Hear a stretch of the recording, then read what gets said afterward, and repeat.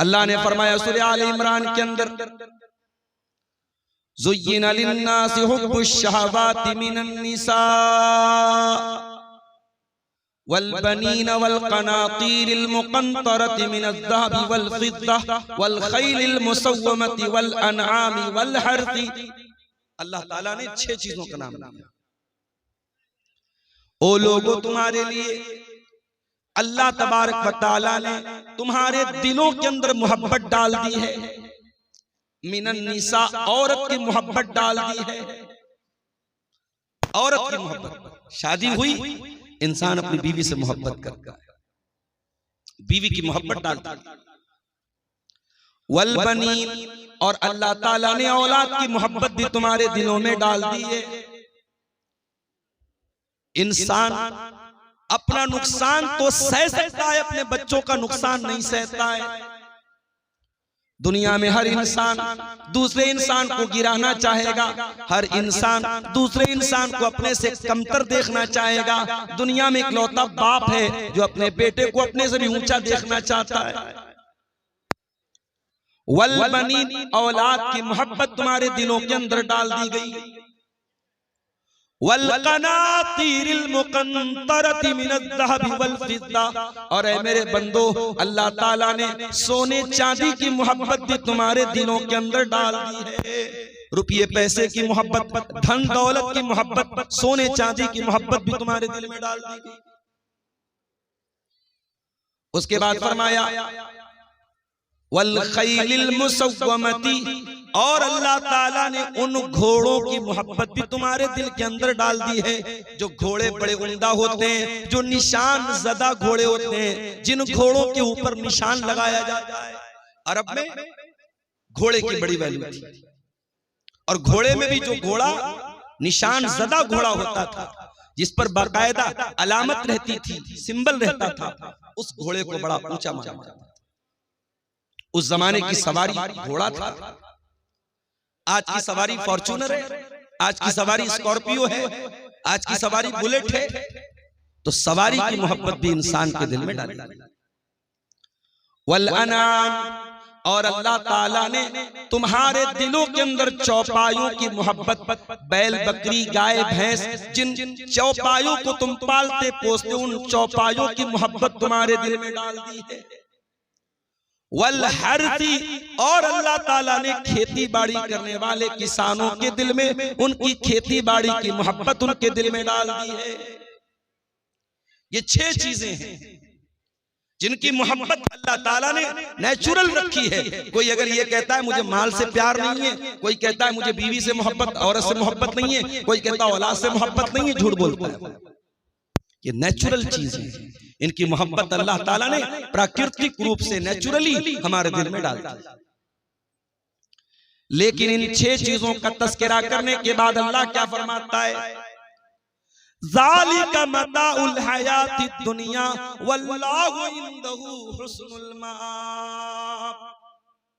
मेरे बंदो, ये कहां से आवाज आ रही है? ज़ालिका मताउल हयातिद दुनिया, ये औरत की मोहब्बत, ये औलाद की मोहब्बत, ये सोना चांदी की मोहब्बत, ये घोड़े की मोहब्बत, ये चौपायों की मोहब्बत, ये खेती की मोहब्बत। ज़ालिका मताउल हयातिद दुनिया, ऐ मेरे बंदो, ये तो दुनिया के अंदर ही रह जाएगी। औलाद भी दुनिया के अंदर, माल भी दुनिया के अंदर, सोना चांदी भी दुनिया के अंदर, ये बैल बकरी गाय भी दुनिया के अंदर, ये खेती बाड़ी भी दुनिया के अंदर। वल्लाहु इंदहु हुस्नुल माआब, लेकिन जन्नत अगर चाहिए, अगर बेहतरीन ठिकाना चाहिए, अगर अल्लाह की अबदी नेमतें चाहिए, तो वो अल्लाह के पास मिलेंगी, वो आखिरत में मिलेंगी। क्या मतलब इन 6 चीजों की मोहब्बत में पढ़कर अल्लाह को भूल मत जाना, आखिरत को भूल मत जाना। ये सारी चीजें यही रह जाएंगी, अल्लाह क्या काम देने वाली। इसीलिए अल्लाह के प्यारे नबी क्या फरमाते हैं, कयामत के पहले वो दौर भी आएगा जब लोग पैसा कमाने के चक्कर में अंधे हो जाएंगे। फरमाया याती अलन्नासी ज़मानुन ला युबालिल मरउ मिन ऐन अखज़ल माल वो जमाना भी मेरी उम्मत के लोगों तुम पर आने वाला है जब इंसान इस बात की परवाह नहीं करेगा माल कहां से कमा रहा है, हलाल तरीके से कमा रहा है या हराम तरीके से कमा रहा है। माल आना चाहिए, जुआ के जरिए आए, सट्टे के जरिए आए, सूद ब्याज के जरिए आए, समूह बैंक के जरिए लोन लेकर के आए, किसी का हक मार करके आए, पैसा आना चाहिए, दौलत। अल्लाह के प्यारे नबी एक दूसरी हदीस में फरमाते हैं ले कुल्ले उम्मतिन फितनतुन व फितनतु उम्मती अलमाल, हर उम्मत का एक फितना होता है और मेरी उम्मत का फितना माल है। माल बहुत बड़ा फितना, और नबी ने पूरी उम्मत के लिए कहा है। इसमें उम्मत के उलमा भी आ गए, इसमें उम्मत के जाहिल लोग भी आ गए, उम्मत के हर तबके के लिए माल फितना है। माल आजमाइश है, माल कमाने के चक्कर में अगर इंसान अल्लाह से नहीं डरेगा हराम माल भी उसके घर में आ जाए। और आगे बढ़िए, माल आप कमा रहे हैं, अगर आप इस बात की परवाह नहीं करते माल कहां से आ रहा है और इस बात की भी परवाह नहीं करते कि माल कहां पे लुटा रहे हैं, कहीं ऐसा तो नहीं कि महबूबा के रिचार्ज पर अपना माल लुटा रहे हैं, कहीं ऐसा तो नहीं कि ज़िना के अड्डों पर माल लुटा रहे हैं, कहीं ऐसा तो नहीं कि शराब और ड्रग्स के ऊपर आपका माल बर्बाद हो रहा है। इस माल की कमाई का भी हिसाब देना है और इस माल की आमदनी का भी हिसाब देना है। मैं तो जॉब करता हूं, हर साल इनकम टैक्स भरता हूं, मेरा पैन नंबर जैसे ही सिस्टम में डालो साल भर का पूरा कच्चा चिट्ठा, अब तो हमारी गवर्नमेंट ने आधार के साथ हर चीज को लिंक कर दिया है। एक पैसा भी मेरे अकाउंट में कहां से आया, मेरे इनकम टैक्स का जैसे पेज खुलेगा सामने। इंसान का बनाया हुआ सिस्टम इतना मजबूत हो गया है, गवर्नमेंट ऑफ इंडिया का बनाया हुआ सिस्टम इतना मजबूत हो गया है, आपके आधार के साथ आपकी जमीन, आपकी जायदाद, आपका खाता, आपके खाते में एक पैसा भी आ रहा है, कहां से आ रहा है, वो सारा रिकॉर्ड मौजूद है। अगर इंसान के बनाए हुए सिस्टम के अंदर इतनी बारीक बारीक चीजें पैदा हो सकती हैं, सोचो इंसान को बनाने वाले खालिक का सिस्टम कितना मजबूत होगा, उस अल्लाह का निजाम कितना मजबूत होगा। अल्लाह के प्यारे नबी फरमाते हैं, तिरमिजी की रिवायत है, ला तज़ूलु कदमा इब्ने आदम मिन इंद रब्बिही यौमल क़ियामा, इंसान कयामत के दिन अपनी जगह से हिल नहीं पाएगा जब तक 5 सवालों का जवाब न दे दे। पहला सवाल अन उम्रिही फीमा अफना, मेरे बंदे तूने अपनी जिंदगी को कहां गुजारा। दूसरा सवाल वन शबाबिही फीमा अबला, तूने अपनी जवानी को कहां गुजारा। तीसरा सवाल वन मालिही मिन ऐन इक्तसबहु, तूने माल कहां से कमाया, तेरी आमदनी का जरिया क्या था, तेरी इनकम का जरिया क्या था। व फीमा अनफका, और चौथा सवाल तूने माल कहां पर खर्च किया, कहां पर लुटाया। और 5वां सवाल व माज़ा अमिला फीमा अलिमा, तूने जो इल्म हासिल किया उस इल्म के ऊपर तूने अमल कितना किया। ये 5 सवाल का जवाब आपको भी देना है, मुझको भी देना है, मौलाना साहब को भी देना है, आलिम को भी देना है, जाहिल को भी देना है, कटिहार शहर के रहने वाले को भी देना है, हसनगंज के देहात में रहने वाले को भी देना, हर इंसान माल कहां से कमाया, हिसाब देना है अल्लाह। इसलिए मेरे प्यारे साथियों, हमारी शरीयत में बार बार ताकीद की गई हलाल कमाई खाओ। हमारी शरीयत ने हमको सिखाया हलाल कमाई नहीं खाओगे तुम्हारा रोजा कबूल नहीं होगा, तुम्हारी नमाज कबूल नहीं होगी, तुम्हारी ज़कात कबूल नहीं होगी, तुम्हारा हज कबूल नहीं होगा। आइए वो हदीस भी आपको सुना देता हूं, सही मुस्लिम की रिवायत है। अल्लाह के प्यारे नबी फरमाते हैं इन्नल्लाह तय्यिबुन ला यक़बलु इल्ला तय्यिबा, अल्लाह ताला पाक है और पाक ही को कबूल करता है। अल्लाह ताला नापाक चीज को कबूल नहीं करता है।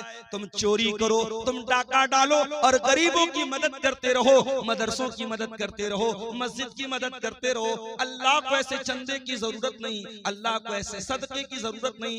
इन्नल्लाह तय्यिबुन ला यक़बलु इल्ला तय्यिबा, अल्लाह पाक है और पाक को ही कबूल करता है। उसके बाद अल्लाह के नबी फरमाते हैं कि अल्लाह ताला ने कुरान में ईमान वालों को हुक्म दिया सूरह बकरा के अंदर, या अय्युहल्लज़ीना आमनू कुलू कुलू मिम्मा फिल अर्ज़ि हलालन तय्यिबा, ऐ ईमान वालो जमीन में जो हलाल चीजें उसको खाओ। वश्कुरू लिल्लाहि इन कुंतुम इय्याहु ताबुदून, और अल्लाह का शुक्रिया अदा करो अगर तुम अल्लाह की इबादत करते हो। ईमान वालों को हलाल कमाई खाने का हुक्म दिया। और कुरान के 18वें पारे में अल्लाह ने अपने रसूलों से फरमाया, या अय्युहर रसूलु कुलू मिनत तय्यिबाति वअमलू सालिहा, ऐ मेरे रसूलो तुम नेक अमल करो और हलाल रोजी खाओ। पता ये चला कि जब तक हलाल रोजी नहीं खाओगे तुम्हारा अमल नेक नहीं हो सकता, तुम्हारे नेक अमल की कोई वैल्यू अल्लाह ताला क्या नहीं है। उसके बाद अल्लाह के नबी ने एक मिसाल दी। आपने फरमाया एक आदमी बहुत लंबा सफर करके आता है, आशासा उसके बाल बिल्कुल मैले कुचैले हो जाते हैं। हम लोग भी सफर करते हैं, सफर बता देता है कि इंसान सफर से। रात में पटना में मैं शाम को 6 बजे पटना में था और रात 12 बजे किशनगंज में था। 100-120 की स्पीड से गाड़ी चल रही थी। कार से आदमी आ रहा, आराम से आ रहा है, मगर पहुंचने के बाद इंसान की बॉडी बता देती है सफर करके। अल्लाह के नबी फरमाते इतना लंबा सफर करके आया है, आशासा बाल परागंदाए अगबरा, उसके कपड़े मैले कुचैले, उसके कपड़े देख करके पता चल रहा है बड़ा लंबा सफर करके आया है। यमुद्दु यदैहि, और अपने हाथों को उठा करके अल्लाह से दुआ करता है। देखो जब बंदा हाथ उठा के दुआ करता है तो अल्लाह ताला दुआ कबूल करता है। अब यहीं से ये मसला भी नोट कर लो कि दुआ के लिए हाथ उठाना ये दुआ के आदाब में से। अब बाज लोग कहते हैं साहब नमाज के बाद हाथ उठा के दुआ कर सकते हैं कि नहीं? अगर इंडिविजुअली कर रहे हो, अलग अलग कर रहे हो, कर सकते हो, लेकिन अगर इज्तिमाई हो रही है तब ये बिदअत है, इसकी गुंजाइश नहीं। आदमी अपने तौर पर अल्लाह से कुछ मांग रहा है, कोई मसला नहीं, मांग सकता है भाई। जरूरी तो नहीं कि नमाज में मैंने सब मांगा। मेरा बच्चा बीमार है, नमाज मैंने पढ़ ली, अब मैं हाथ उठा के दुआ करूं अल्लाह मेरे बच्चे को शिफा दे। कारोबार को लेके परेशान हूं, दुकान अच्छी नहीं चल रही है, रोजी रोटी अच्छी नहीं चल रही है, नमाज पढ़ लिया, तस्बीहात पढ़ ली, दुआएं पढ़ ली, अस्कार पढ़ लिया, अब हाथ उठा के दुआ कर रहा हूं अल्लाह मेरी दुकान को तू चला दे, मेरी रोजी को कुशादा कर। कोई हर्ज की बात नहीं, हाथ उठा के दुआ कभी भी कर सकते हैं, कोई हर्ज की बात नहीं। बल्कि हाथ उठा के जब बंदा दुआ करता है, अल्लाह के प्यारे नबी फरमाते हैं इन्नल्लाह हय्युन करीमुन, अल्लाह ताला हया वाला है, अल्लाह ताला करम वाला है। जब बंदा अल्लाह की बारगाह में हाथ उठा के दुआ करता है तो अल्लाह ताला को हया आती है कि बंदे को खाली हाथ कैसे लौटाए। अल्लाह बंदे को खाली हाथ नहीं। दुआ के लिए हाथ उठाना ये दुआ के आदाब में से है। अल्लाह के रसूल कह रहे लंबा सफर करके आया है, बाल मैले कुचैले, कपड़े गंदे, और हाथ उठा के दुआ कर रहा है और कहता या रब्बी ऐ मेरे रब, या रब्बी ऐ मेरे रब। अल्लाह को रब कह के दुआ कर रहा है। ये भी मसला याद रखो, जब अल्लाह को रब कह के दुआ मांगी जाए तो दुआ जल्दी कबूल होती है। एक तो मुसाफिर है, मुसाफिर की दुआ जल्दी कबूल होती है। लंबा सफर करके आया है, मुसाफिर है, कपड़े मैले कुचैले हैं, हाथ उठा के दुआ कर रहा है, अल्लाह को रब कह के दुआ कर रहा है। यानी कबूलियत के कई असबाब और कबूलियत की कई चीजें इकट्ठा हो गई हैं।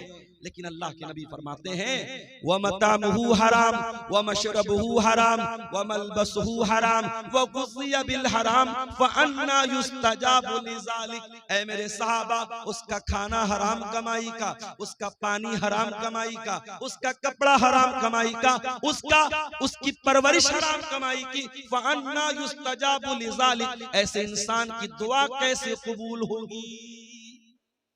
हराम खाने वाले की दुआ कबूल नहीं है। रोते रहे हम। आसाम से आए हैं मुनव्वर हुसैन, आसामी से। पूछा मैंने वहां के हालात, बयान नहीं कर सकता क्या हालात।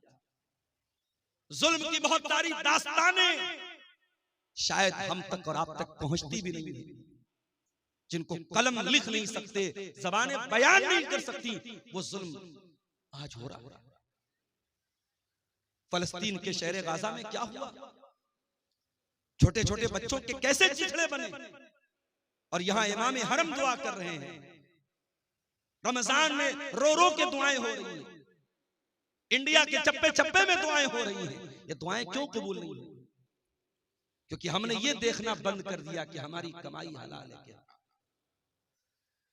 अल्लाह के नबी के एक सहाबी हैं, नाम नोट कर लो, साद बिन अबी वक्कास। अभी पूछो, इतना बड़ा मजमा है, अब्दुल गफ्फार साहब आपकी हर तकरीर सुनता हूं, आपके साथ सेल्फी लेने का बड़ा शौक है,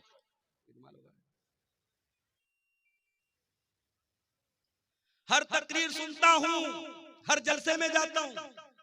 अभी पूछ लूं कि वो 10 सहाबा कौन है जिनका नाम लेकर के अल्लाह के रसूल ने जन्नती कहा है, तो मुट्ठी भर लोग होंगे जो सही बता पाए, जबकि बच्चे बच्चे को पता होना चाहिए। 10 सहाबा जन्नती हैं।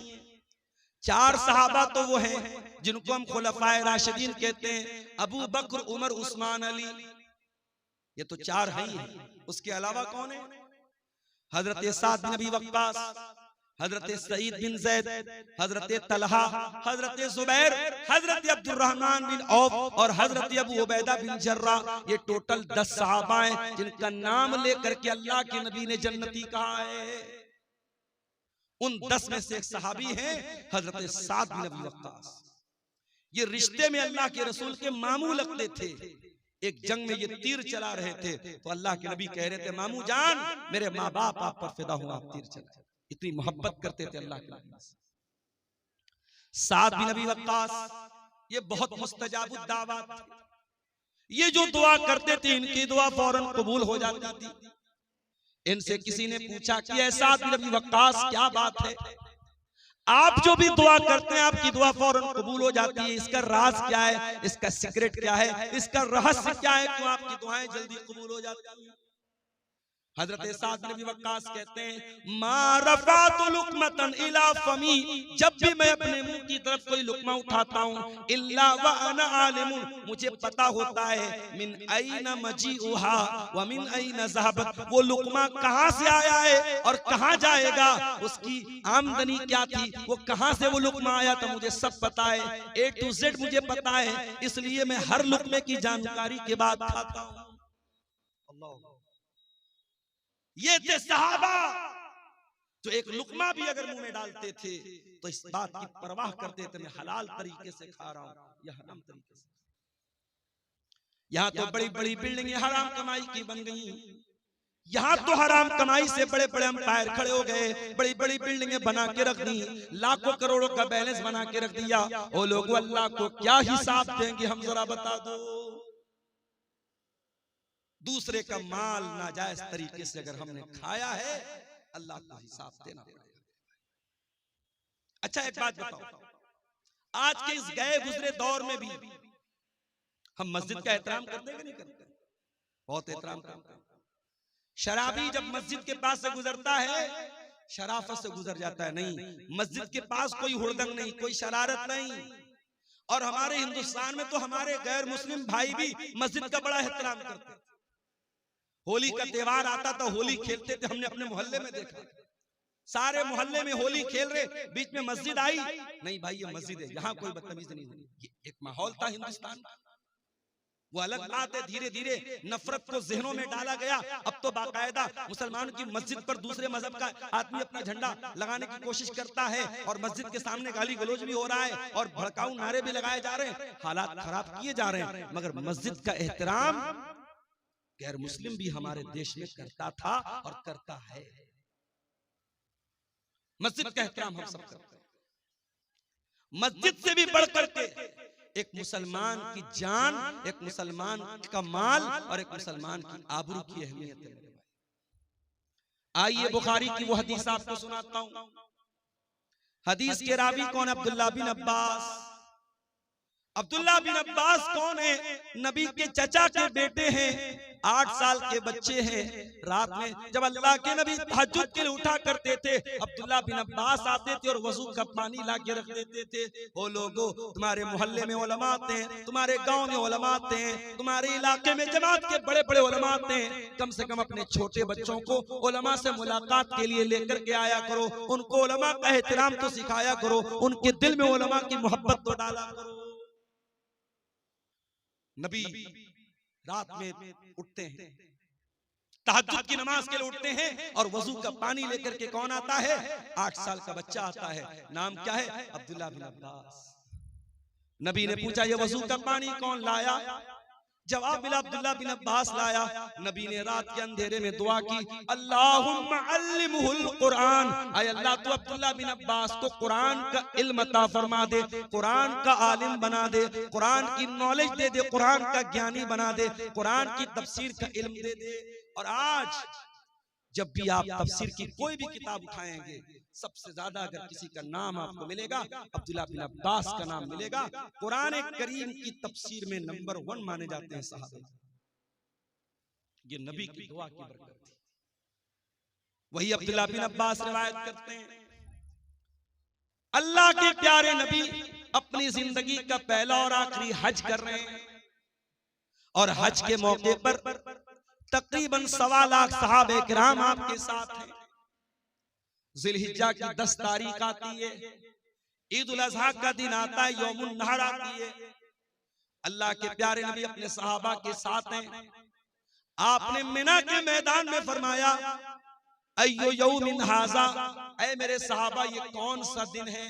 सहाबा ने कहा, यौमुन हराम, आज का दिन तो यौमुन नहर है, आज का दिन तो 10 जिलहिज्जा की तारीख है, आज का दिन तो बड़ा एहतराम वाला है।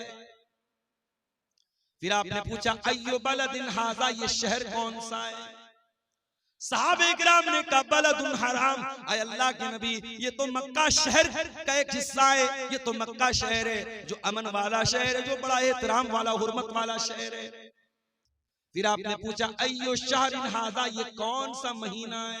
सहाबे किराम ने फरमाया, शारुन हरामुन, ये तो हुर्मत वाला महीना है, ये तो जिलहिज्जा का महीना है।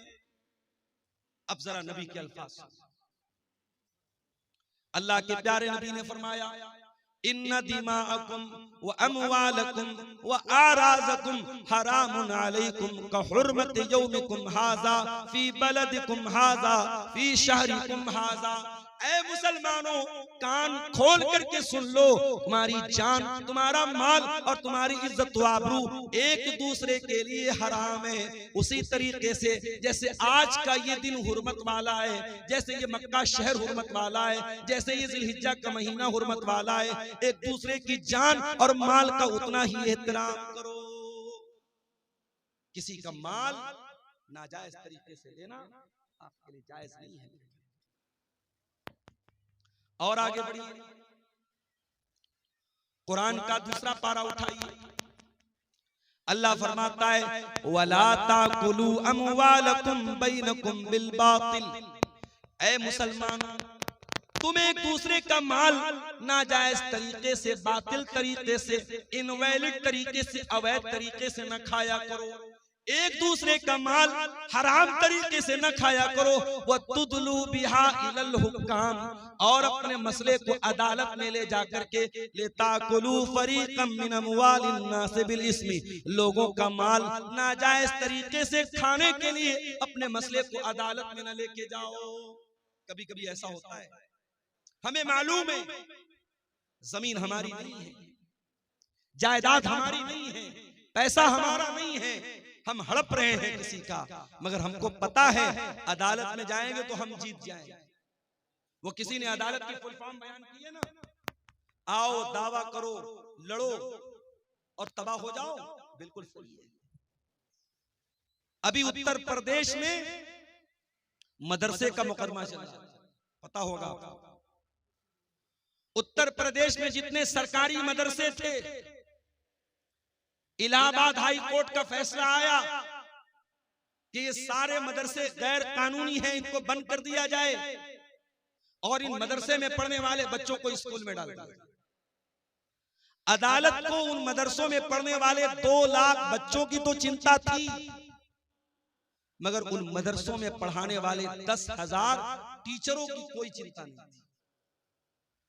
रमजान के महीने में यह फैसला आया, उत्तर प्रदेश के मदरसों में पढ़ाने वाले सरकारी टीचरों का जीना हराम, उनके हलक के नीचे खाना नहीं उतर रहा था। उसमें बेचारे ऐसे बूढ़े लोग भी थे जो रिटायरमेंट के करीब, उसमें ऐसे लोग भी हैं कि उनकी तनख्वाह से पूरा परिवार चल रहा है, भाई बहन सबको खिला रहा है। अदालत का ये फैसला आया, सबके पैरों के नीचे की जमीन खसक गई। बहरहाल वहां टीचरों की ऑर्गेनाइजेशन है, उसने इस मसले को सुप्रीम कोर्ट में लेकर के गए और सुप्रीम कोर्ट के बड़े महंगे वकीलों, उसमें चिदंबरम जी जो हमारे देश के पहले मिनिस्टर रह चुके हैं, उनका भी नाम है, और भी कई बड़े बड़े जो एडवोकेट है, वकील हैं, जिनकी एक एक दिन की फीस 10-10 लाख 20-20 लाख रुपया फीस है।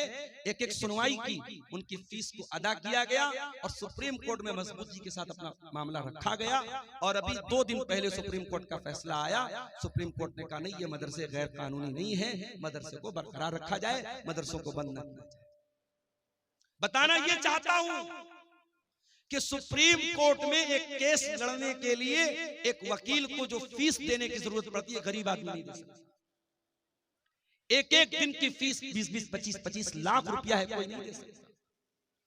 अब कुरान की जरा इस आयत पर गौर करो, अल्लाह कह रहा है वला ताकुलु अमवालकुम बैनकुम बिल बातिल, एक दूसरे का माल नाजायज तरीके से मत खाओ, वतुदलु बिहा इलल हुक्काम, और अपने मसले को अदालत में न लेकर के जाओ, लिताकुलु फरीक़म मिन अमवालिन नास बिल इस्मी, हो सकता है कि तुम गलत हो, लेकिन जज और वकील के साथ सेटिंग करके तुम गलत को सही करवा दो।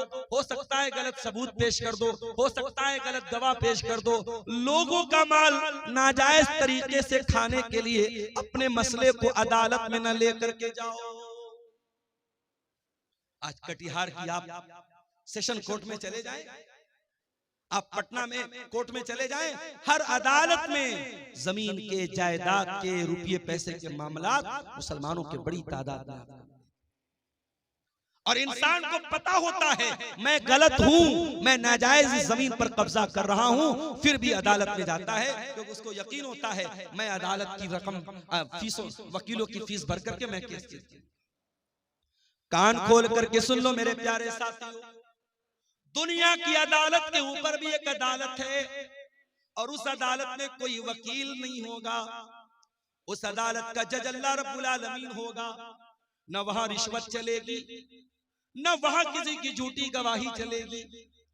वहां अगर आप झूठ बोलना चाहेंगे, आपका हाथ सच बोल देगा, आपका पैर सच बोल देगा, आपकी चमड़ी सच बोल देगी। अल्लाह कहता है हत्ता इज़ा मा जाऊहा शहीद अलैहिम समऊहुम व अबसारुहुम व जुलूदुहुम बिमा कानू यअमलून। मेरे बंदो, कयामत के दिन तुम्हारे कान भी गवाही देंगे, तुम्हारी आंखें भी गवाही देंगी, तुम्हारी चमड़ी भी गवाही देगी। वक़ालू लिजुलूदिहिम लिमा शहीदतुम अलैना क़ालू अंतक़नल्लाहु अल्लज़ी अंतक़ कुल्ल शै। इंसान अपनी चमड़ी से कहेगा तू कैसे बोल रही है, इंसान की चमड़ी कहेगी अल्लाह ने हमको बोलना सिखाया है और आज हम तेरे करतूत, तेरे काले करतूत हम बोले। दुनिया की अदालत से कोई जीत गया तो क्या, अल्लाह की अदालत में कोई झूठ नहीं बोल सकता। हसनगंज की धरती पर तो करदा की धरती पर अगर आपने कोई गलत काम किया है, कोई पाप किया है, किसी के साथ नाजायज काम किया है, आपकी ये धरती भी कयामत के दिन गवाही देगी। इज़ा ज़ुलज़िलतिल अर्ज़ु ज़िलज़ालहा व अख़रजतिल अर्ज़ु अस्क़ालहा व क़ालल इंसानु मा लहा यौमइज़िन तुहद्दिसु अख़बारहा। कयामत के दिन ये जमीन भी गवाही देगी, जमीन बोलेगी। अल्लाह की अदालत में कैसे? अल्लाह के प्यारे नबी फरमाते हैं, इन्नकुम तक़तसिमूना इलैया, ओ लोग तुम मेरे पास अपना मुकदमा लेकर के आते हो, वलअल्ल बाज़कुम अन यकूना अलहना बिहुज्जतिही मिन बाज़, हो सकता है कि दो लोग मेरे पास कोई केस लेकर के आए और एक आदमी अपनी बात करने में बड़ी चिकनी चुपड़ी बात करने वाला हो, अपनी दलील को मजबूती से रखने वाला हो, और मैं उसकी बात सुन करके फ़अक़ज़िय लहू बिहक़्क़िही, मैं उसके हक में फैसला कर दूं। ऐसा हो सकता है क्योंकि मैं इंसान हूँ। ओ लोगों, मैं बशर हूँ, मैं इंसान हूँ। हो सकता है कि जो बेचारा हक पर है, जो सही है, उसको बोलना नहीं आता, और जो गलत है वो अपनी जबान की बदौलत, अपनी बातचीत की बदौलत अपनी बात को मनवा ले। अगर ऐसा कभी हो जाए तो अल्लाह के नबी क्या फरमाते हैं, फमन क़ज़यतु लहू बिहक़्क़ि अख़ीही फ़इन्नमा अक़तअु लहू क़ितअम मिनन नार। अगर मैं किसी के हक में अगर फैसला कर देता हूं और वो जमीन उसके भाई की थी, वो हक उसके भाई का था, वो रुपया पैसा उसके भाई का था, और मैंने गलत फैसला कर दिया और उसके हक में कर दिया, तो अल्लाह के नबी क्या फरमाते हैं, इन्नमा अक़तअु लहू क़ितअम मिनन नार, मैं जमीन नहीं दे रहा हूं, मैं जायदाद नहीं दे रहा हूं, मैं रुपया पैसा नहीं दे रहा हूं, मैं जहन्नम की आग का टुकड़ा दे। है किसी में मजाल? जमीन और जायदाद पर आज नाजायज कब्जा करने के वाकयात मुसलमानों में बड़ी कसरत के साथ। इस्लामी निज़ाम मीरास में भी यही होता है मेरे भाई। बाप मर गया, बाप ने 1 लाख रुपया छोड़ा, शरीयत क्या कहती है जरा गौर से सुनिएगा। इस्लाम का निज़ाम मीरास बयान कर रहा हूं आपको। 1 लाख रुपया बाप छोड़ करके मरा है, 1 लाख कैश छोड़ करके मरा, जमीन जायदाद छोड़ करके मरा। अब शरीयत क्या कहती है कि सबसे पहले मरने वाले की रकम से उसकी तजहीज़ और तकफीन की जाएगी, उसको दफनाया जाएगा, उसको कफनाया जाएगा, उसकी कब्र को खोदने पर, उसके कफन के कपड़े पर और उसकी कब्र पर जो खर्चा आएगा उसके पैसे से अदा किया जाए। अगर कोई रिश्तेदार खड़ा हो जाए अच्छी बात है, अगर कोई खड़ा नहीं होता तो मरने वाले के पैसे से उसको अदा किया जाए। दूसरा काम, कफन दफन हो गया, मुर्दे को दफना भी दिया गया। अब दूसरा काम क्या करना है, अगर मरने वाले के ऊपर कोई कर्जा था, उस कर्जे को उसके पैसे से अदा किया जाएगा, उसके तरके से अदा किया जाएगा। कर्जा भी अदा हो गया।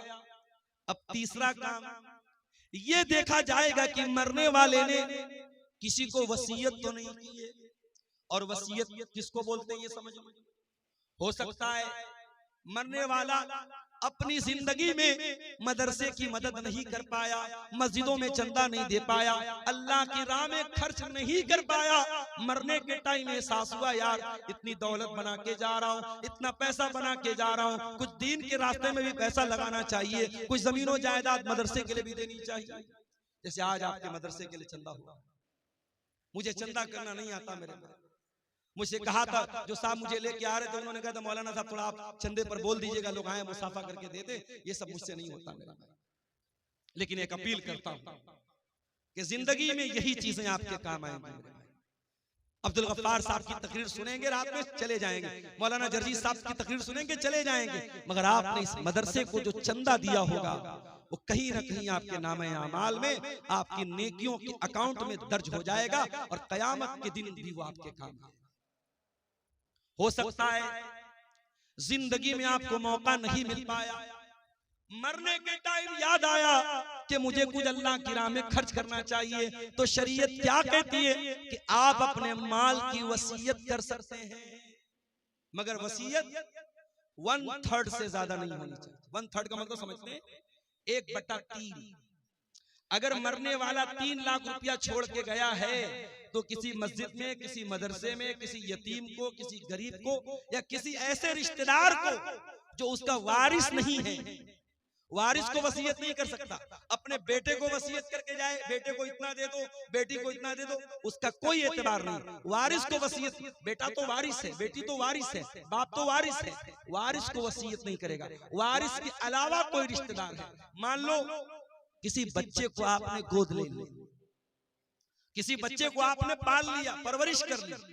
अब जाहिर है आपने परवरिश तो की है, मगर वो आपका सगा बेटा नहीं है, तो आपकी जायदाद का वारिस नहीं। अगर आपको लगता है कि इस बच्चे को मैंने पाला है और मेरे बाद इस बच्चे को जरूरत पड़ेगी रुपये की, पैसे की, जमीन की, जायदाद की, तो आप अपनी प्रॉपर्टी का, अपने तरके का 1/3, उससे ज्यादा नहीं, उससे कम तो कर सकते, उससे ज्यादा नहीं, 1/3 तक आप उसको वसीयत कर सकते। तो पहला काम क्या करेंगे? जनाजे की तैयारी। दूसरा काम कर्जे की अदायगी। तीसरा काम वसीयत को हम पूरा करेंगे। अगर मरने वाला 3 लाख रुपया छोड़ के गया और ये कह करके गया कि मैंने जिस बच्चे को गोद लिया था ये 3 लाख रुपया उसको दे दिया जाए, तो फतवा आप लेने जाएंगे, आप बिहार के किसी आलिम से ले ले, यूपी के किसी आलिम से ले ले, पूरी दुनिया के किसी आलिम से ले ले, तमाम उलमा का फतवा यही मिलेगा कि वसीयत गलत है और उसकी 3 लाख में से सिर्फ 1 लाख रुपया उस बच्चे को दिया जाएगा, 3 लाख पूरा नहीं। क्योंकि शरीयत क्या कहती है कि आप जब मर रहे हैं, आपके माल में आपके वारिस का हक है, आप अपने वारिस को महरूम नहीं कर सकते। दुनिया की और शरीयतों में, दुनिया के और मज़ाहिब में ऐसा कोई निजाम नहीं है, ऐसा कोई सिस्टम नहीं है। अमेरिका में बहुत बड़े बड़े लोग मर गए और मरने के पहले अपनी सारी जमीन जायदाद अपने कुत्ते के नाम करके चले, अपने कुत्ते के नाम, अपने नौकर के नाम, अपनी गर्लफ्रेंड के नाम, अपनी रखैल के नाम करके जाते हैं। अल्लाह का शुक्र अदा करो, अल्लाह ने हमें और आपको इस्लाम जैसी नेमत से नवाजा है। इस्लाम में आप वसीयत भी अगर करेंगे अपने माल की, तो किसी इंसान को करेंगे, किसी जानवर को नहीं कर सकते। या किसी मस्जिद में करेंगे, किसी मदरसे में करेंगे, किसी अच्छे काम में करेंगे, और वो वसीयत 1/3 से ज्यादा नहीं कर सकते। अगर 3 लाख रुपया छोड़ के जा रहे हो तो 1 लाख से ज्यादा नहीं कर सकते। अब ये 3 काम होने के बाद अब चौथा नंबर आया, अब वारिसों को हिस्सा दिया जाए। अब जब वारिसों को हिस्सा दिया जाएगा तो कुछ लोगों का हिस्सा तो अल्लाह ने बता दिया, माँ का इतना हिस्सा है, बाप का इतना हिस्सा है, शौहर का इतना हिस्सा है, भाई का इतना हिस्सा है। कुछ लोगों का हिस्सा तो अल्लाह ताला ने बता दिया है और कुछ लोगों का अल्लाह ताला ने हिस्सा नहीं बताया है। जो वारिसों को देने के बाद जो बचेगा वो उनके दरमियान बांट दिया जाएगा। जैसे बेटे और बेटी का हिस्सा अल्लाह ताला ने तय नहीं किया है।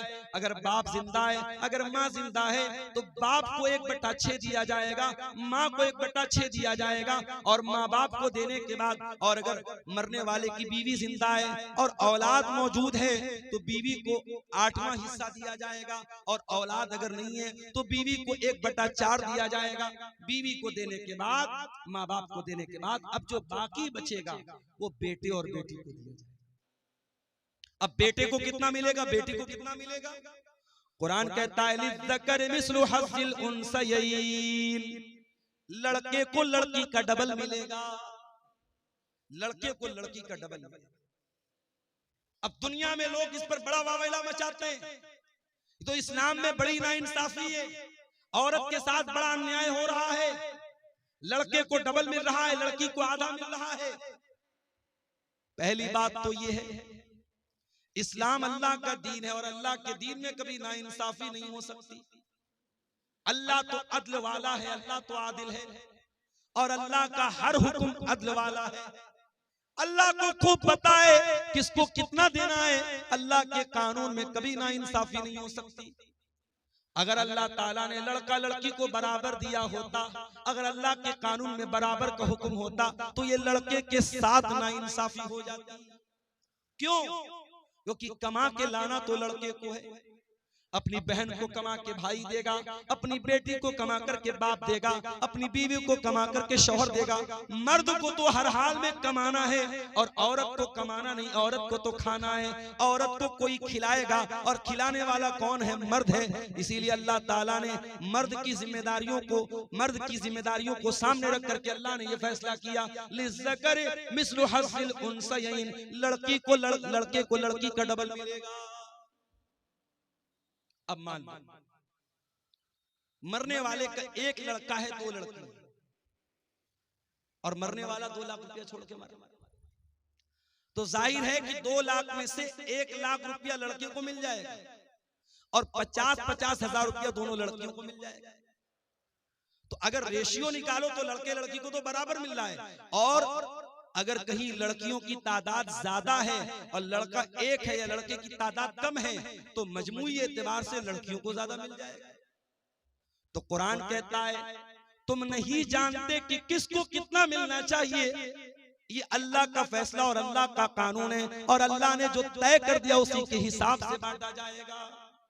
तुम नहीं जानते, इसलिए कि रिश्ता अल्लाह ने बनाया है। किसी को बाप अल्लाह ने बनाया है, किसी को माँ अल्लाह ने बनाया है, किसी को बेटा अल्लाह ने बनाया। जब रिश्ता अल्लाह ने बनाया है तो उनका हक भी अल्लाह ही तय करेगा, तुम नहीं तय कर सकते।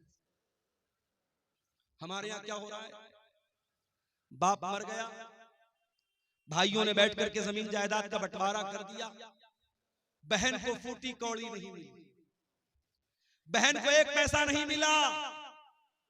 बहन आई, भाई आपने बाप की जायदाद का बंटवारा किया, मुझे क्यों नहीं दिया? भाइयों ने धमकी दी।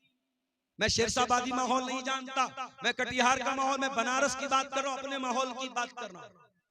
भाइयों ने धमकी दी, अगर तू अपना हिस्सा ले लेगी आज के बाद हमसे रिश्ता मत रखना, हमसे कोई ताल्लुक मत रखना। अगर हमने अपने बाप की प्रॉपर्टी में से तुझको हक दे दिया तो आज से रिश्ता खत्म। बहन बेचारी सोचती है भाई से रिश्ता खत्म करना बड़ा महंगा सौदा है, भाई और भतीजे की मोहब्बत भी दिल में होती है। बहन कहती भैया जो है आप रख लीजिए, मुझे कोई जमीन जायदाद नहीं चाहिए। इस तरीके से ब्लैकमेल किया जाता है और प्रेशराइज किया जाता है और दबाव डाला जाता है बहनों के ऊपर, और बहनें मजबूरी में आकर के अपना हिस्सा अपने भाई को लिख लेती।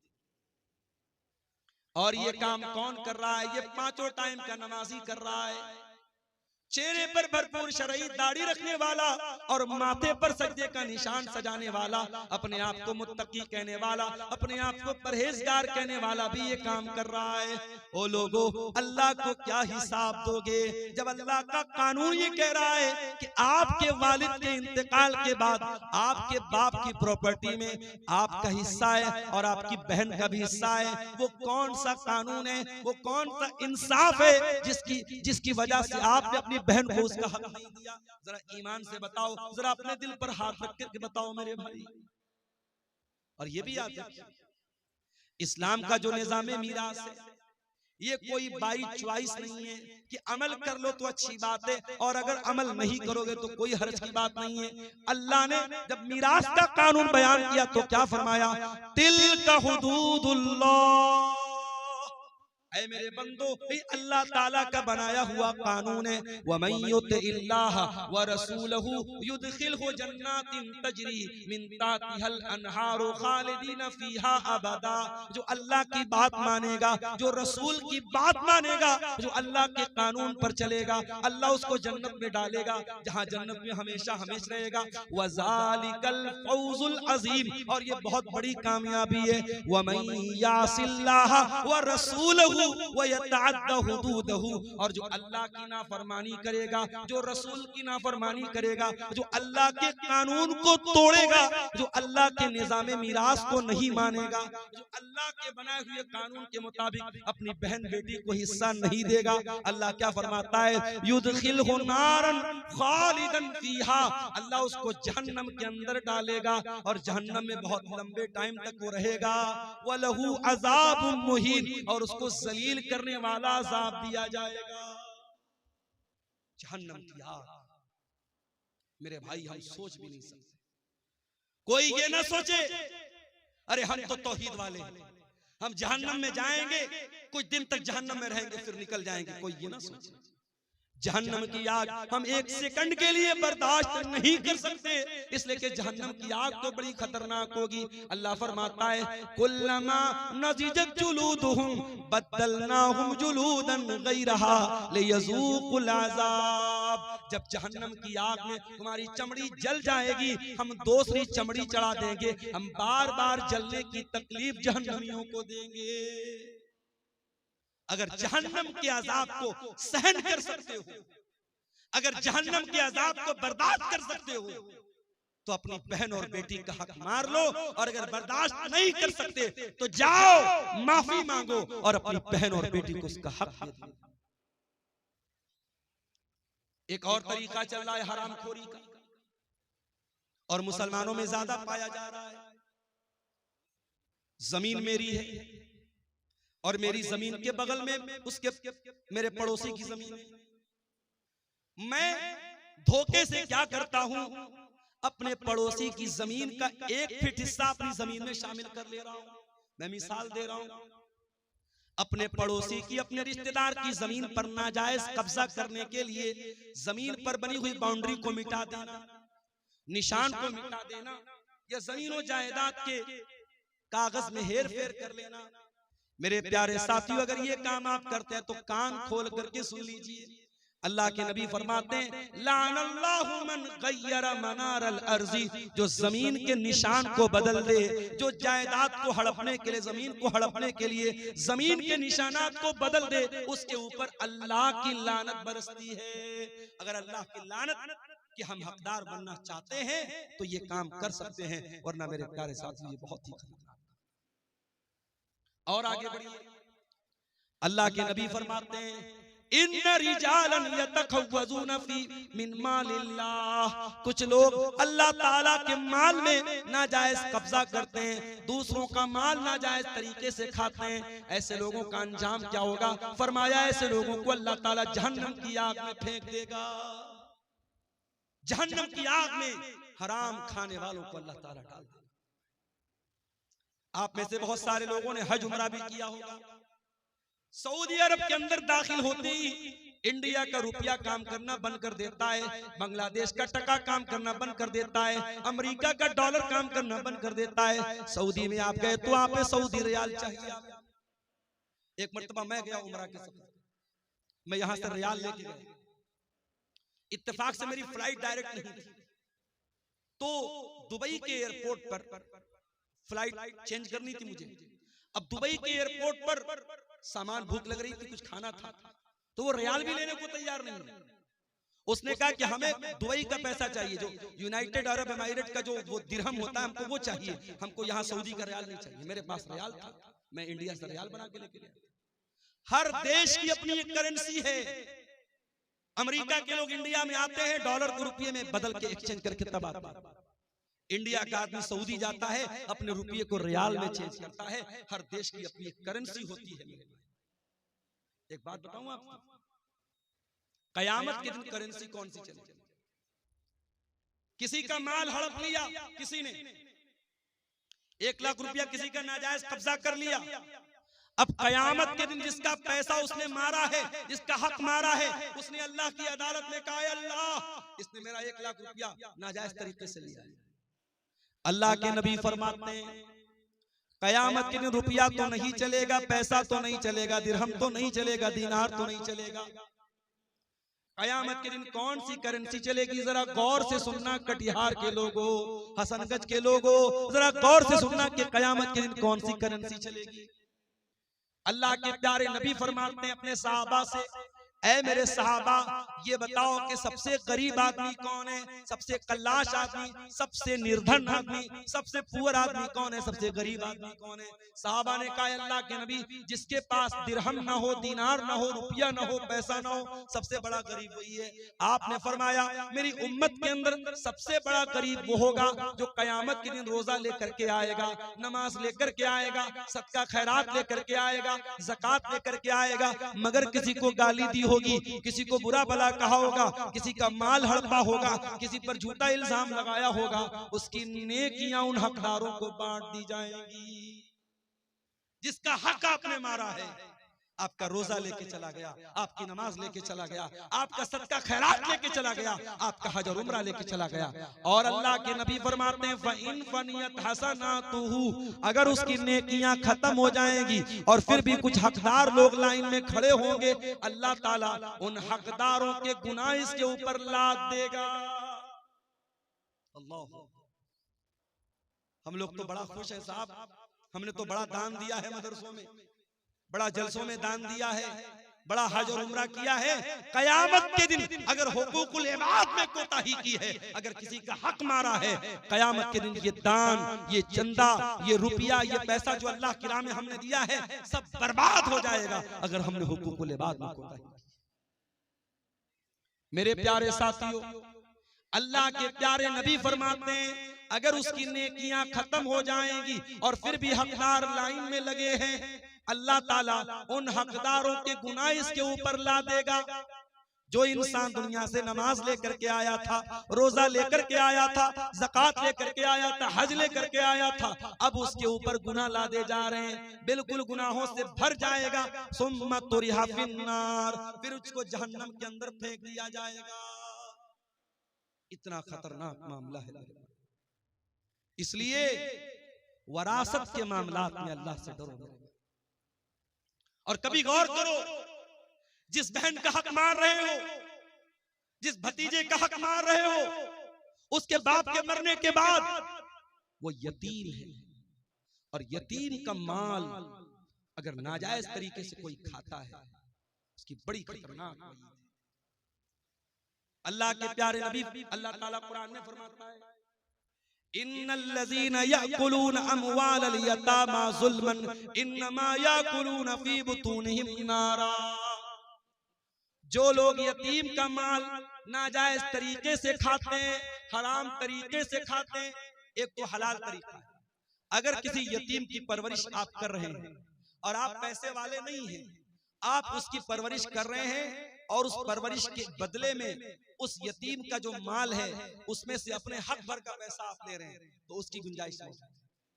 लेकिन अगर नाजायज तरीके से यतीम का माल कोई खा रहा है, इन्नल्लज़ीना याकुलून अमवालल यतामा ज़ुल्मा, जो यतीम का माल नाजायज तरीके से खा रहा है, इन्नमा याकुलून फी बुतूनिहिम नारा, वो अपने पेट में जहन्नम की आग भर रहा है, अपने पेट में जहन्नम की आग। यतीम इस लायक नहीं है कि उसके ऊपर जुल्म किया जाए। बड़ा बेरहम है वो इंसान, बड़ा जानवर है वो इंसान जो किसी यतीम के हक को दबाए, जो किसी यतीम को मारे, जो किसी यतीम पर जुल्म करे। अल्लाह के प्यारे नबी तो यहां तक फरमाते हैं अना वकाफिलुल यतीम कहातैन, मैं और यतीम की परवरिश करने वाला जन्नत में इस तरीके से रहेंगे। आपने अपनी दोनों उंगलियों से इशारा करके फरमाया जैसे ये दोनों उंगलियां एक दूसरे के साथ मिली हुई हैं, ओ लोगों, यतीम की परवरिश करने वाला जन्नत में मेरे साथ रहेगा। आज इन मदरसों में यतीम बच्चे पढ़ते हैं, इन मदरसों में यतीम बच्चे पढ़ते हैं, और उन यतीम बच्चों पर अगर आप कोई माल खर्च करते हैं, उससे डबल फायदा आपको मिलेगा।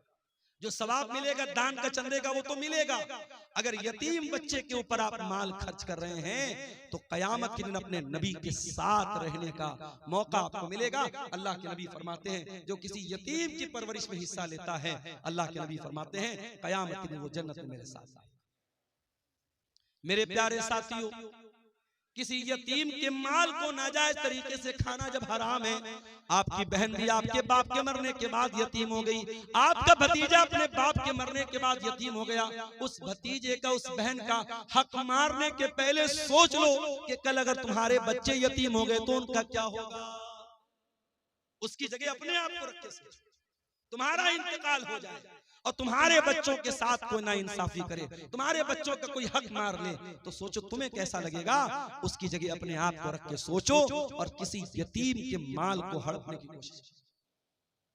मेरे प्यारे साथियों, दुनिया में अगर किसी का हक हमने मारा होगा, कयामत के दिन हमको उसका बदला देना पड़ेगा। अल्लाह के प्यारे नबी फरमाते हैं लतुअद्दुन्नल हुकूका इला अहलिहा, तुम दुनिया में लोगों का हक दे दो वरना कयामत के दिन तुमको देना पड़ेगा। हत्ता युकाद लिशातिल जलहाई मिनशातिल करना, क़यामत के दिन अगर सींग वाली बकरी ने बगैर सींग वाली बकरी को मारा है तो उस बकरी से भी क़िसास लिया जाएगा, उस बकरी से भी बदला लिया जाएगा, जानवरों से भी हिसाब लिया जाएगा। अगर जानवरों से क़िसास लिया जाएगा तो हम और आप तो इंसान हैं मेरे भाइयों, हमें और आपको भी हिसाब देना। इसलिए मेरे प्यारे साथियों, कुरान का 30वां पारा खोलो, अल्लाह फरमाता है वताकुलून तुरास अकलन लम्मा वतुहिब्बूनल माल हुब्बन जम्मा।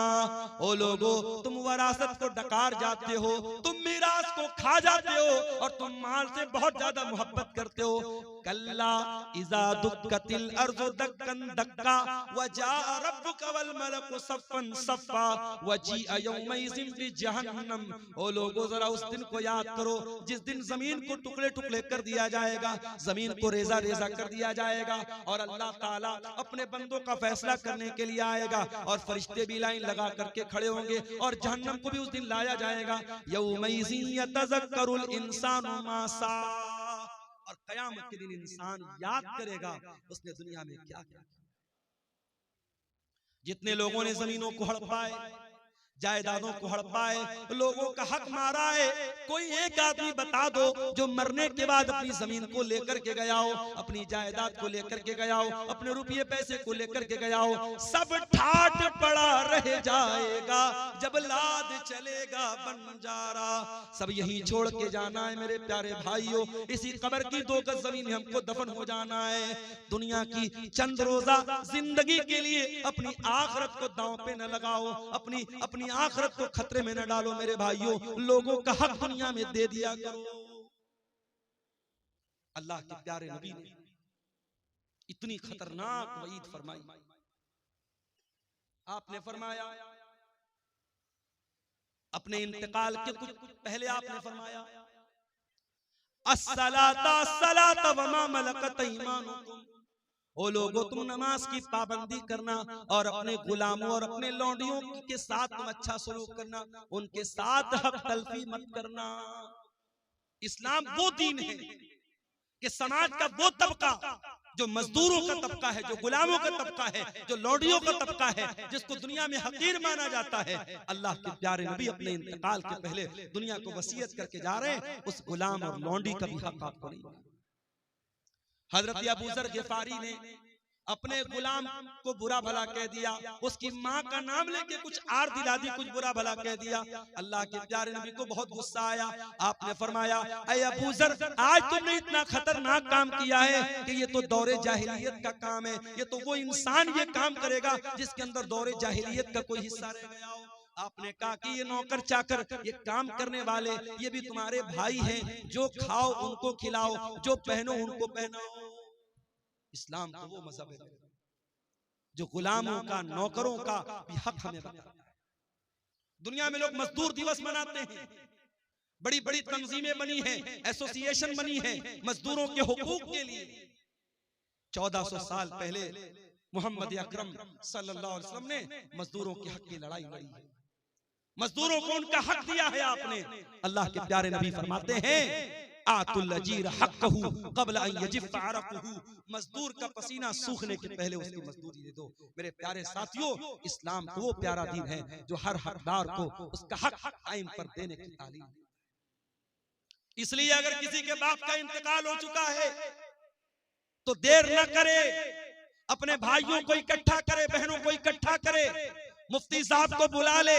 बाप जो जमीन छोड़ के गए, जो जायदाद छोड़ के गए, जो सोना चांदी छोड़ के गए, जो खेत खलियान छोड़ के गए, सबका कैलकुलेशन करके हिसाब कर ले और जिसका जो हक है वो उसको दे दे। मेरे भाई, दुनिया में चंद दिनों की परेशानी सह लो, ये इससे बेहतर है कि हमें आखिरत में अल्लाह के अज़ाब को सहना। और ये भी याद रखो, अगर हराम की जमीन में, हराम की जायदाद में अपने बच्चों को रख के पाल रहे हो, अपने बच्चों को भी जहन्नम की आग का हकदार बना।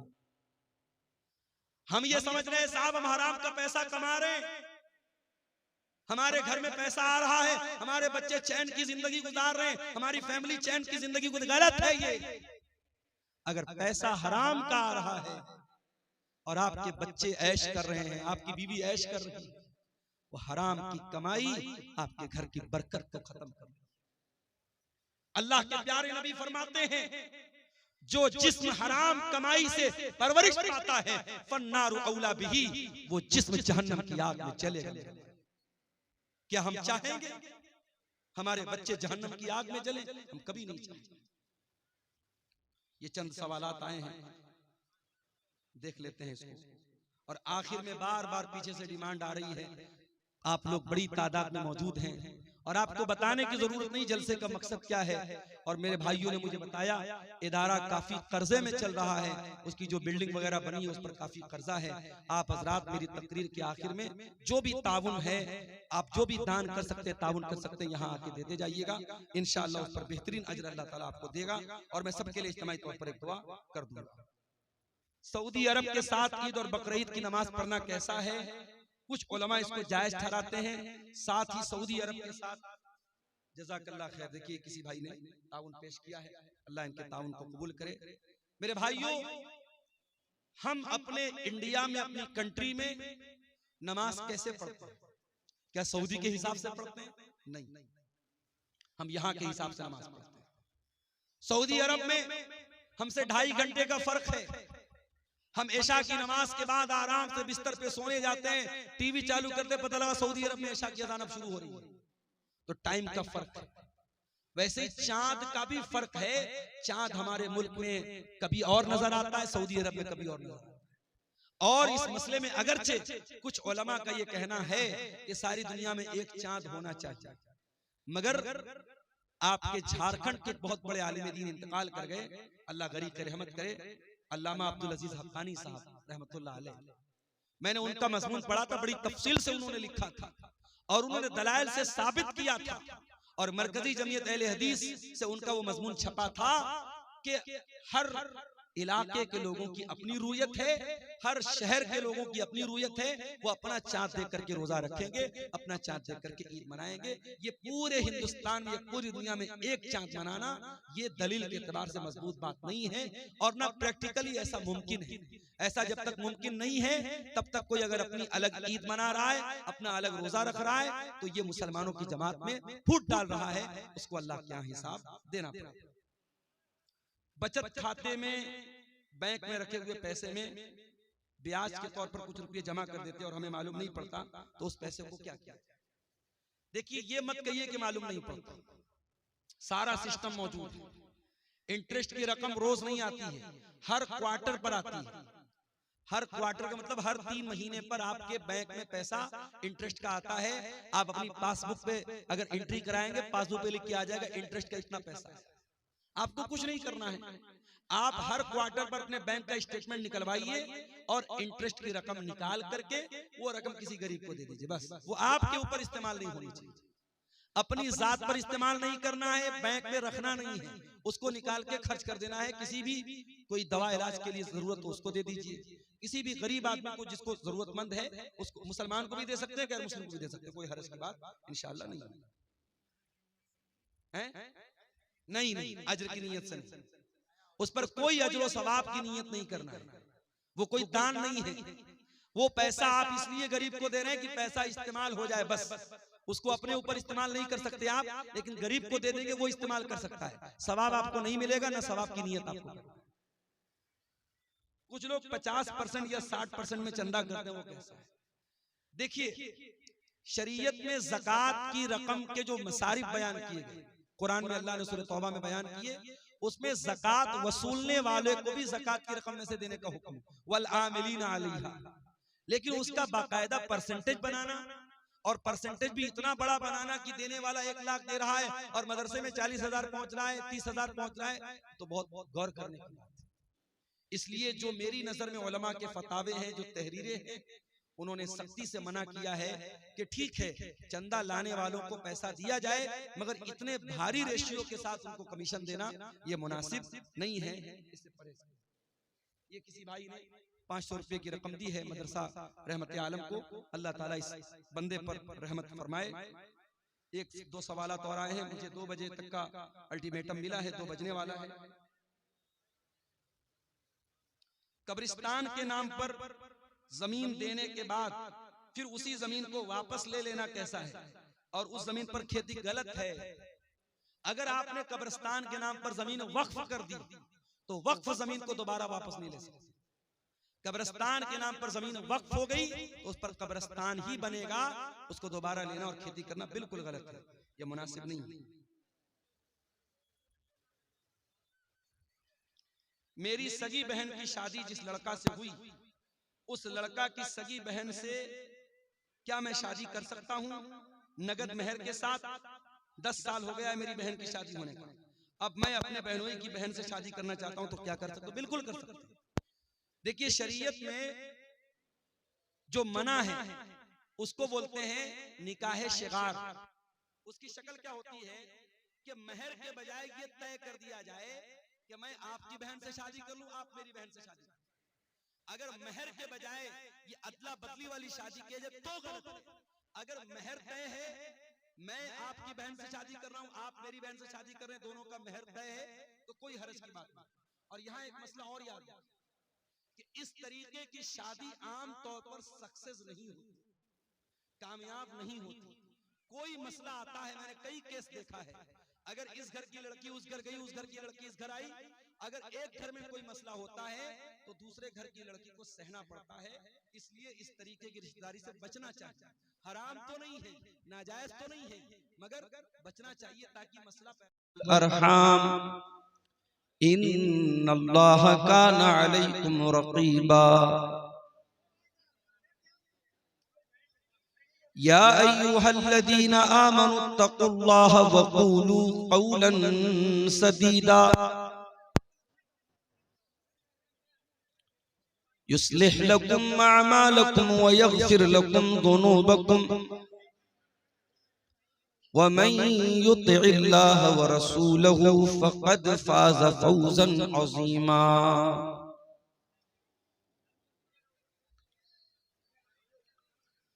अम्मा बाद फ़इन्न खैरल हदीस किताबुल्लाह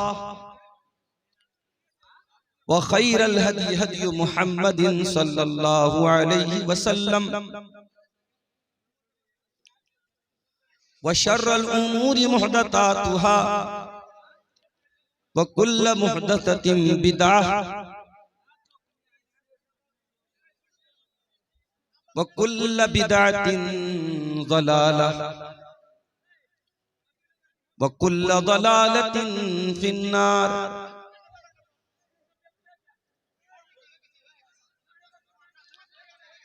अऊज़ु बिल्लाहि मिनश शैतानिर रजीम। बिस्मिल्लाहिर रहमानिर रहीम।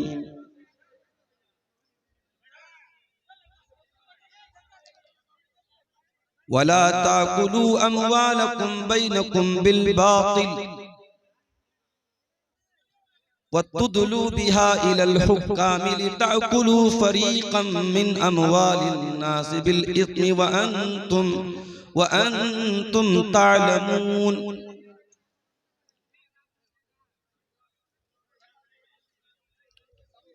सदर मोहतरम, उलमाए किराम, मोहतरम बुजुर्गों, नौजवान साथियों, माँ और बहनों, प्यारे बच्चों, हर प्रोग्राम के शुरू में यूट्यूबर्स की वजह से कुछ ना कुछ मसला हो रहा है और मुझे ऐसा लगता है कि मौलाना जर्जीस साहब ने जो तरीका अपनाया है वही तरीका ज्यादा मुनासिब है। यूट्यूबर्स के साथ हमदर्दी का नतीजा ये मुझे भुगतना पड़ रहा है। इतना मना करने के बावजूद अभी भी मेरे बयानात पर बेहुदा किस्म के थंबनेल आ रहे हैं और हर जलसे के शुरू में पीछे पब्लिक की तरफ से हंगामा, स्टैंड को नीचे करो, और ये नहीं करते। कम से कम 10 से 15 मिनट हर जलसे में डिस्टर्ब हो रहा हो। तो मैं समझता हूं कि ये सख्ती जो मौलाना जर्जीस साहब की तरफ से हो रही है कि यूट्यूबर्स अलाउड नहीं होंगे, वो सख्ती बिल्कुल सही और मुझे करनी पड़ेगी।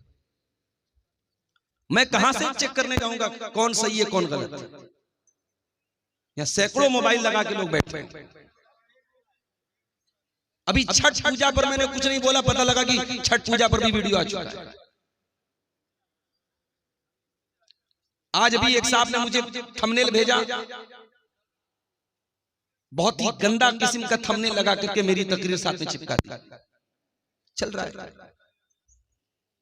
इसलिए माफ कीजिएगा मेरे यूट्यूबर भाइयों, ये मुझसे नहीं हो सकता, इतना बड़ा रिस्क लेकर के काम नहीं किया। आज का ये प्रोग्राम मदरसा रहमत आलम धोकरदा हसनगंज कटिहार का ये सालाना प्रोग्राम जो तकरीबन मगरिब की नमाज के बाद से अब तक चल रहा है। मुझसे पहले आपने आसाम की सरजमीन से तशरीफ लाए हुए बंगला मुकर्रिर मौलाना मुनव्वर हुसैन आसामी का बयान भी सुना।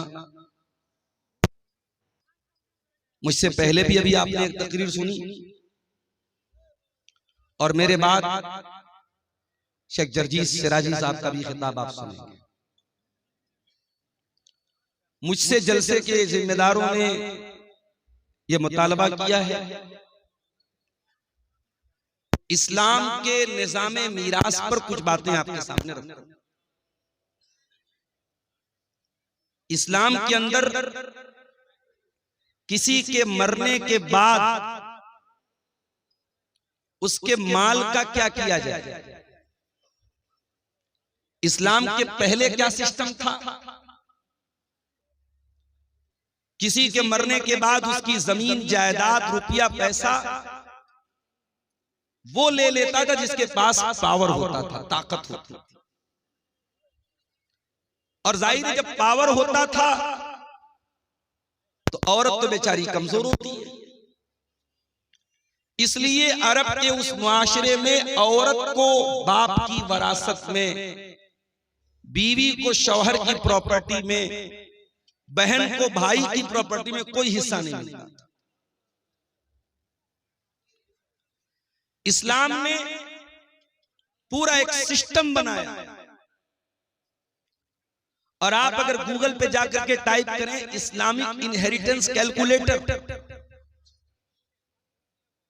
कई ऐप्स मौजूद हैं इंटरनेट में, और आपको सिर्फ इतना डालना है मरने वाला अपने बाद किसको किसको छोड़ के गया। मान लीजिए मरने वाला मरा, उसकी मां जिंदा है, उसका बाप जिंदा है, उसकी बीवी जिंदा है, उसके 3 बेटे हैं, 6 बेटियां हैं। आपके सामने वो कैलकुलेटर ओपन होगा, आप डाल दीजिए पूरा एग्जैक्ट, बीवी को कितना मिलेगा, बेटे को कितना मिलेगा, बेटी को कितना मिलेगा, मां का कितना, बाप का कितना, पूरा एग्जैक्ट आपके सामने। और बड़ी अजीब बात यह है कि इस्लामिक इनहेरिटेंस या इस्लामी मीरास का जो ये निजाम है, ये पूरे कुरान की सिर्फ 3 आयतों के अंदर अल्लाह ताला ने इसको महसूर कर दिया है। कुरान की 3 आयतों में, सूरह निसा की 3 आयतों में अल्लाह ताला ने पूरे इस्लामी निजाम मीरास को बयान किया।